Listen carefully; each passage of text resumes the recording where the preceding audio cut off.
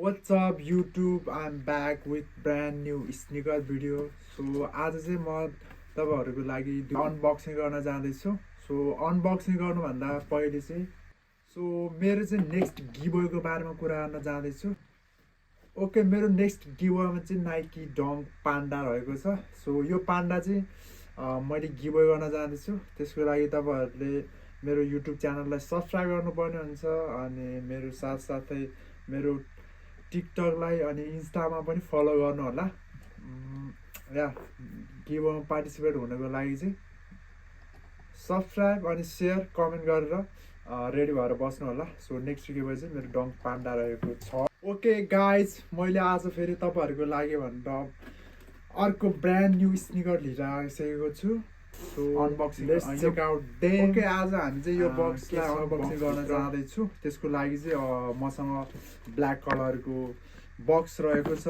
So यो box चाहिँ तपाईहरुलाई थाहा छैन भने चाहिँ तपाईहरुले देख्न सक्नुहुन्छ क्यामेरामा. सो यो चाहिँ कोबीको लोगो अनि कोबीको सिग्नेचर भएको छ भनेपछि यु गाइज अलरेडी नो है. मैले भनिसकेपछि अब let's check out what's inside the box है. Once you open the box, सेतो नर्मल पेपरमा पाउन सक्नुहुन्छ. सो हेरौँ है त. ओके गाइज,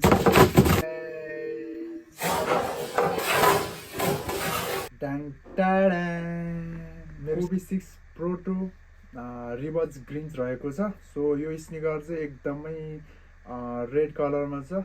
तपाईहरुलाई थाहा छ कि छैन है. यो स्निकर चाहिँ ओरिजिनल्ली 2020 मा रिलिज भएको थियो एप्पल ग्रीनमा.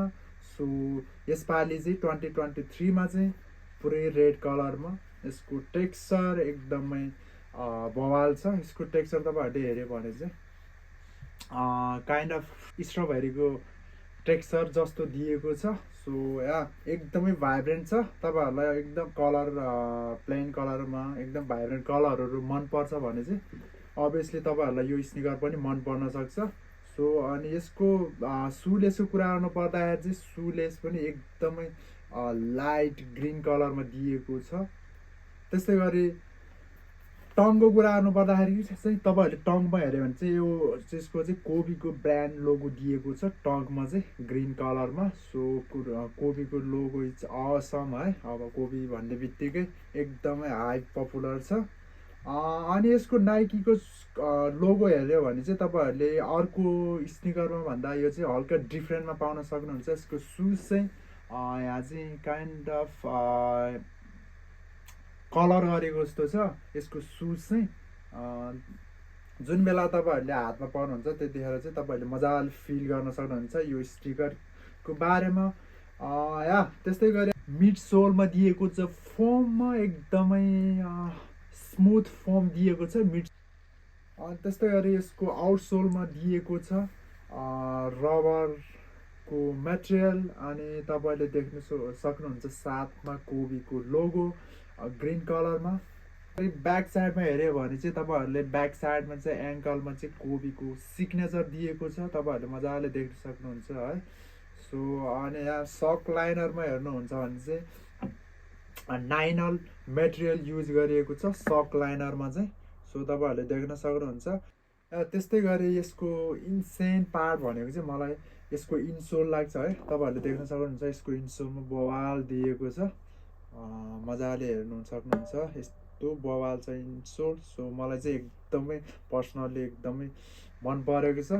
कस्तो लाग्छ तपाईहरुलाई यो स्निकर अनि यसको बारेमा तपाईहरु कमेन्ट गर्नु होला है, भन्नु होला. ओके गाइज, अनि यसको रिटेल प्राइस चाहिँ 2,19,000 रहेको छ कोरियामा चाहिँ.